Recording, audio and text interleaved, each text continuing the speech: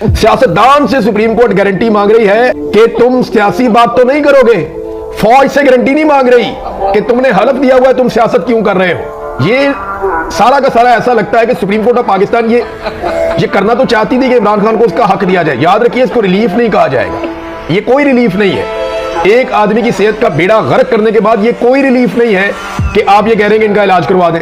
भाई ये तो उनका हक है, आईनी और कानूनी हक है, उनका इलाज होना चाहिए। वो पाकिस्तान के सबसे बड़े लीडर है इस वक्त, पूरा पाकिस्तान उनको वोट करता है। वो पाकिस्तान की एक ऐसी उम्मीद है लोगों के दिमाग के अंदर कि ये आदमी आएगा और हमारी किस्मत बदलेगा, तो ये तो उसका हक है। कोई रिलीफ नहीं मिला किसी किस्म का। आप ये ना समझे कि इमरान खान पे कोई एहसान किया गया, ये उसका हक है, बल्कि इमरान खान साहब के हकूक छीन कर उसको उसका हक दिया गया।